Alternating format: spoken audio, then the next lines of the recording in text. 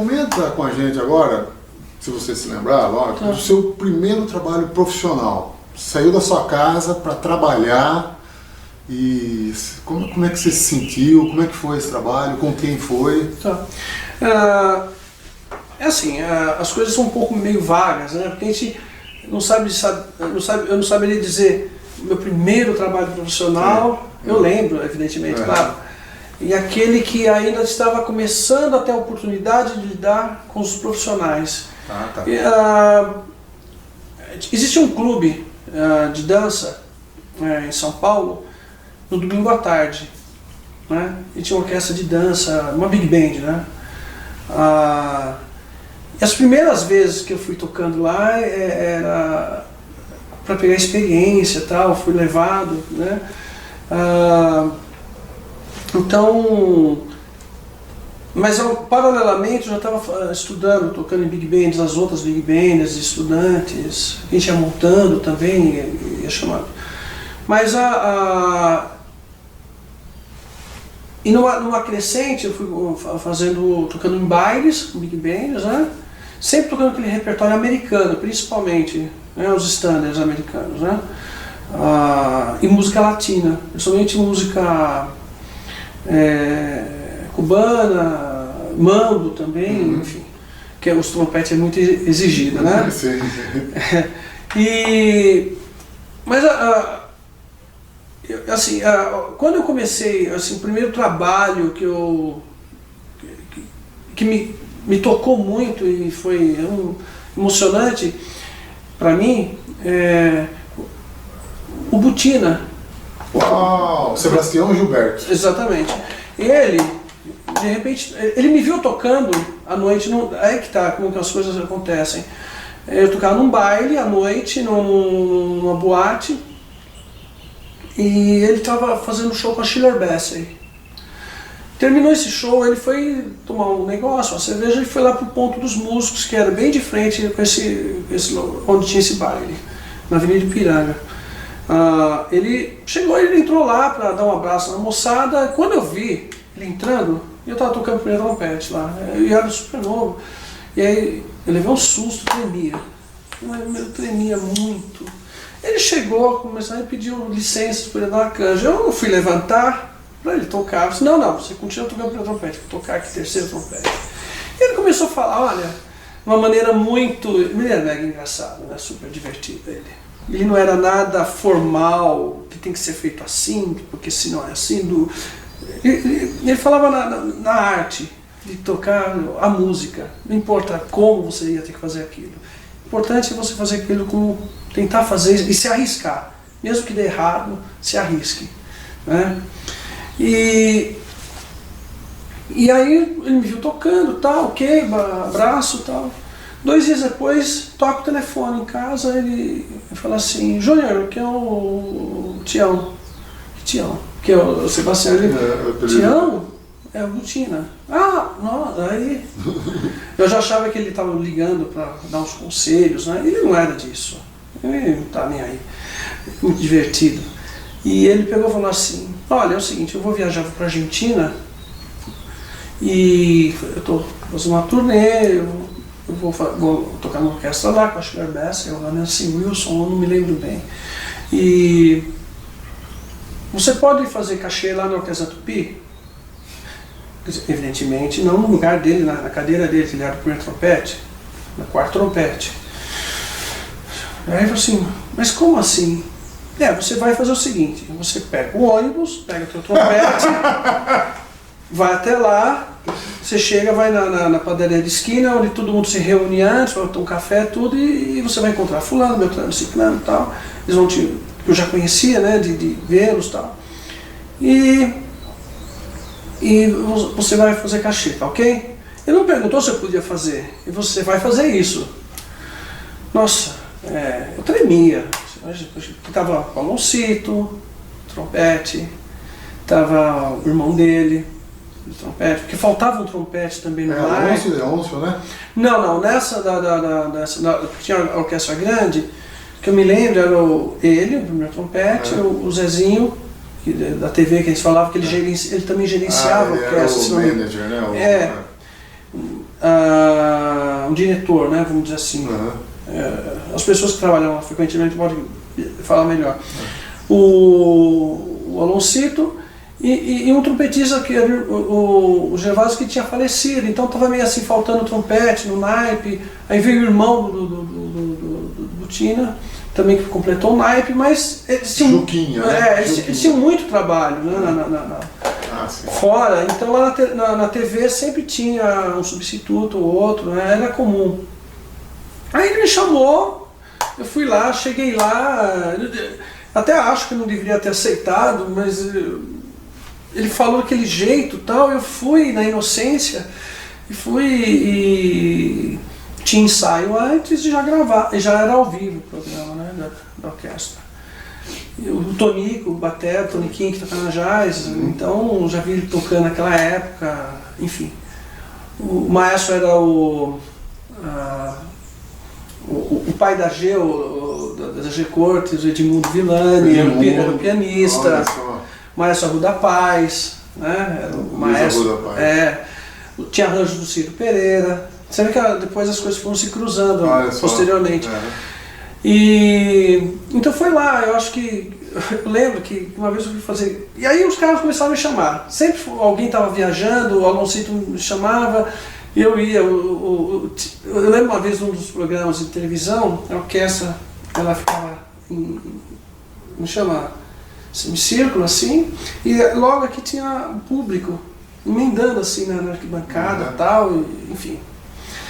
E aí o Butina falou assim, olha, os meninos estão gritando pra você, porque eu era muito novo, né? Então, tinha menos de 20 anos, Júlio? Tinha 16. Nossa. De 15 para 16. E com 16, acho que quando eu tinha 16, acho que não tinha mais a Tupi, não sei.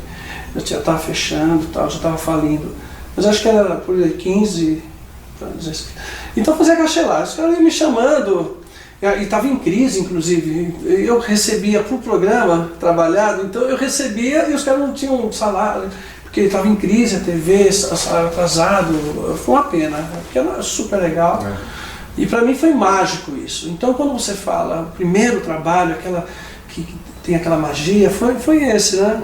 Mas depois eu continuei tocando, gravando, incrível que pareça, mas ainda se tinha uma razoável quantidade de gravações, se gravava até que quase todos os dias, né? Principalmente publicidade, né? Então ela foi muito legal, porque você adquire experiência. Eu gravei com o Capitão. A minha primeira gravação de publicidade, eu estava fazendo segundo trompete pro Capitão. O Capitão era o primeiro trompete, com os arranjos de Chiquinho de Moraes. Nossa! Né? Foi a primeira gravação, isso. E aí, paralelamente, tocava com um cantor, com o Simonal, né? Então viajava bastante.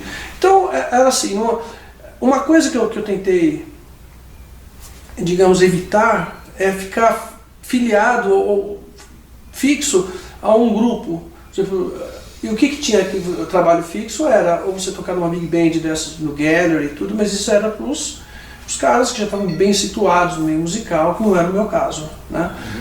Era como sempre substitutos, né, cachês, eventuais. Ou você tocar num conjunto de baile, né? Mas o problema é que o repertório era sempre o mesmo. E eles viajavam muito, você não tinha como estudar, eram muitas viagens.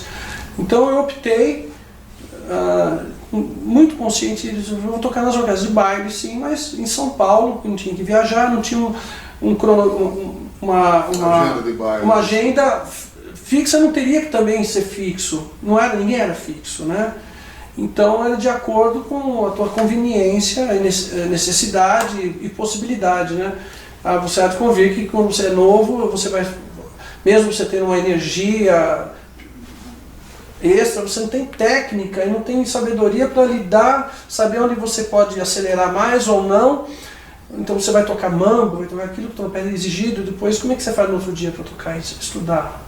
Cansaço. E mesmo assim, você novo, você já tinha essa consciência?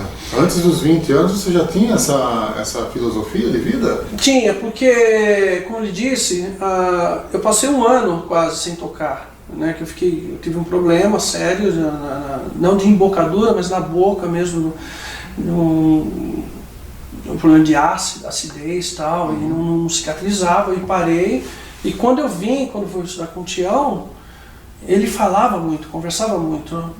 Mais do que você tocar trompete, ele ia falando, contando histórias, casos que deram certo, que não deram, o que eu ouvi, o que não ouvi. Então ele me deu muita noção, muita consciência de como lidar com a situação essa, você tem que fazer assim, aqui e tal. Então, e conversava muito com músicos, né? O Ferrugem, o Oswaldo, né? Sim. Ele era um cara muito consciente, pesquisador, ele sempre era um cara, ele sempre estava preocupado com essa coisa de soprar o trompete, de embocadura e tal. E eu também, eventualmente, eu fazia tocar como substituto lá no Ópera Cabaré. Era uma banda, uma formação interessante, que eram 3 trompetes, um saxofone, 2 trombones, bases, uns arranjos super finíssimos do Maestro Branco. Nossa! Então, e era uma casa que funcionava quase todos os dias, de terça a sábado e tal. Então eu sempre estava tocando lá, e se não estivesse tocando, estava lá passeando para contar com os músicos, aquela coisa meio boêmia. Você chegava em casa às 5 da manhã, pegava o ônibus às 4, e saía de lá, ia tomar café, e ficava no balcão, batendo papo, falando de métodos. Aí eu lembro o Max Rosberg, aquela introdução, tudo escrito em inglês. Eles lendo para mim, né, o que está escrito aqui nesse prefácio aqui. Então, traduzindo lá, explicando e tal. Então eu tinha muita conversa, né, sobre como lidar com o trompete. Então eu acho que o primeiro trabalho mesmo foi esse Bem afortunado, né, Júlio? Muita sorte mesmo. E depois, no decorrer, já com mais condição profissional de encarar um trabalho mais diário, com mais sem que você tivesse a escolha de dizer não, sim, agora o que tivesse que vir para tocar era se fazer necessário lidar com as dificuldades, né? Foi no 150. 150 Night Club? Eu entrei com 20 anos lá, com o primeiro trompete. Você entrou com 20 anos para tocar primeiro trompete? No 150. Era eu e o Montanha, o Hector Montanha. Montanha. De trompetes, tal. Eram 11 músicos. Eventualmente, esses 11 músicos viravam 18. Porque como é que era uma casa de shows, um clube, que cada 2 semanas, 3 semanas vinha um artista internacional, ou de uma relevância musical muito importante. Pra você ter uma ideia, o primeiro, assim que eu entrei, o ensaio foi numa segunda-feira e numa terça-feira, e na terça-noite estreava a temporada, né? Foi com o Luiz Essa. E o Sivuca. E a banda, né? Sempre instrumental, era música de concerto, né? De jazz, assim, clubes de jazz, sabe? Assim, e aí depois vinha foi muito louco, porque na planilha estava, olha, depois vem o Billy Eckstine. Eu lembro que o Demetrio, que era o primeiro alto, ele falou assim, olha, eu já fiz uma turnê com ele, orquestra completa, é demais os arranjos, vocês vão ver o que... E eu lembro o Carlos Alberto Alcântara falar assim, olha, agora você está definitivamente fazendo um show internacional. Não o fato de ser internacional vindo de fora, mas já com uma postura, com uma condição, uma exigência, do maestro Bob Tucker. Então a gente fez 3 temporadas com o Billy Eckstine. E assim, estava com 20 anos aí. Para mim foi um aprendizado. Agora, o que me deu essa chance de ser convidado, que foi o Antônio Duran, que era o diretor musical e artístico e arranjador, né, da banda, ele foi que tinha me conhecido. Eu tocava numa big band também de dança, que tocava aqueles arranjos do Art Shaw, do Benny Goodman, enfim. Então eu tocava toda semana, né? Umas festas super legais, bonitas, né? E com músicos profissionais, um repertório super legal, né? Então eram arranjos difíceis, então você acaba realmente aprendendo. Você não ficava na comodidade daquele repertório que era o mesmo semanal no conjunto de baile. Por isso que já instruído pelo Tião, você tem que tocar repertório diferente sempre. Maravilha, né? maravilha. Então isso vai te dar um feedback interessante e vai prosperar. Então foi isso que eu entrei em 150, eu peguei 4 anos na banda, até que mudou a gestão lá e resolveram acabar. Você lembra da banda, Júnior, do pessoal da banda? Lembro. Inclusive você encontra, por exemplo, no YouTube, sim, você encontra, por exemplo, lá, tem um que tem a formação original, que é com o George Shearing. A gente fez 2 ou 3 temporadas, não me lembro, os arranjos do Don Thompson, que era da banda do Ron McConnell, do Boss Brass, né? E os arranjos todos deles e tal. Ele também era o diretor dessa vez, né? E tem no YouTube. Assim, alguma coisa postada com George Shearing 150, etc. Eu vou criar esse link aí, eu vou pôr esse link pro pessoal. Tem. Então você lá, e lá vem toda a formação da banda. Eu acho que foi esse daí é um programa de TV. Eu tenho um LP de 150 Night Club. Esse eu não estava ainda. Eu entrei depois. Acho que tá o Costita, né? Na época da banda Costita. Eu entrei depois que o Costita saiu, houve uma mudança em alguns músicos, e aí eu fui convidado, né? Tá. Aproveitando esse tema, Júnior, durante o seu trabalho no 150, na banda do 150, quais as atrações assim que marcaram você lá? Olha, foi lá que você tocou com o Lionel Hampton? Foi. Na verdade, a banda, tiveram N atrações. Realmente foi um lugar que tinha um movimento artístico interessante. Não só, lá passou o Luiz Ezra, como eu falei, passou Tom Jobim, olha, entendeu? Passou Kyle McRae, Beth Carter, Benny Carter. E muitos desses shows, a banda era contratada para acompanhar. Foi uma infinidade. Eles mandavam os arranjos? Não. Chegava na segunda-feira, os arranjos não mandavam uma semana antes, não. Era não? Os ensaios de segunda e terça, e na terça-noite estreava. Então eu ensaiava segunda de manhã, ou segunda à tarde, terça de manhã, e já estreava na terça à noite, né? Eram 2 ensaios. Então, George Shearing, a gente fez eu acho que com o John Hendricks. A gente fez uns 3 shows, porque ele veio com o grupo dele, vocal, mais a base dele, e tinha a banda lá à disposição, e escreveram os arranjos e fizeram também com ele, né?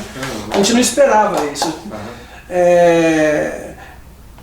Então teve o Lionel Hampton foi aquele caso que eu falei, que ficou uma parte da banda, veio a base, mais os demais sopros e virou uma big band de fato, né? O primeiro trompete veio o primeiro veio. E o solista.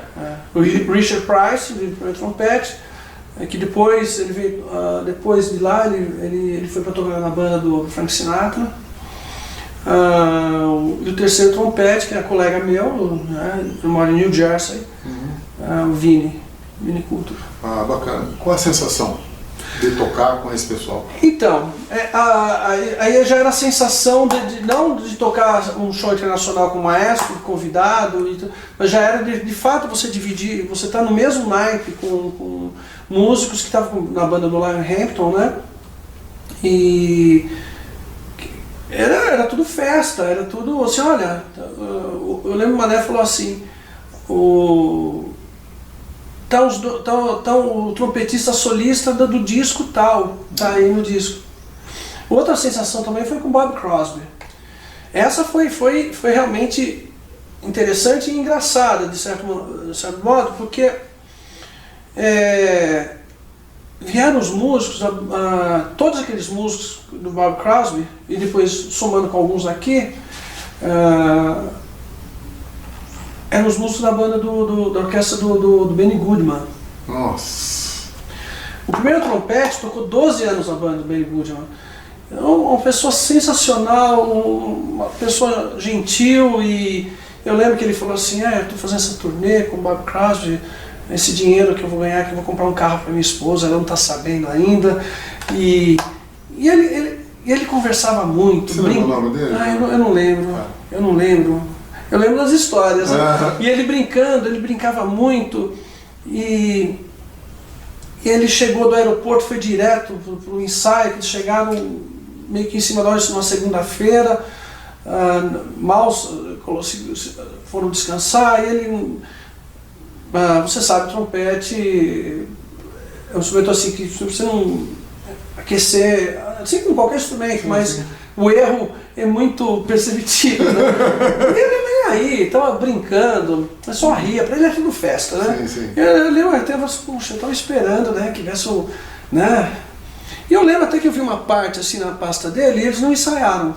Era só uma apresentação deles, dos músicos, né, do Bob Crosby, um especial deles lá. E eu olhei a parte, gente, mas você não está tocando isso?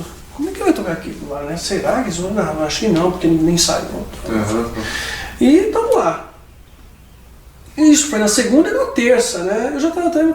Chegou no ensaio, chegou à noite do show, do primeiro show, era outro trompetista. Eu pensei, meu Deus, como esse cara toca trompete? Como toca trompete? Aí olha que... E todas as noites, aquele padrão, sabe? Durante 2, 3 semanas, assim... Foi sensacional, foi sensacional. O trompetista muito elegante para tocar, quando o forte dele era bonito, os pianíssimos deles, assim, uma coisa incrível. Eu nunca vi igual, assim, sem exagero, eu nunca vi igual. E tinha uma música que a gente apelidou, que era o Sussurro. Uma música muito pianíssimo, só notas longas, um colorido harmônico, ele tocando. Assim, nunca vi igual um pianíssimo tão lindo como o dele. Que maravilha. Teve também outros convidados internacionais que a banda fazia, mas a sensação de você dividir realmente, tocar ao lado de um cara desse, no mesmo naipe, todos os dias, entendeu? Foi um aprendizado que não dá para descrever. Não há prática de Big Band, de colégio, de universidade que você possa aprender. Depois, com o passar dos anos, sim. Uma vez quando teve shows com o filho do Sinatra. Você participou também? Toquei o primeiro trompete. Walt Johnson. Walt Johnson.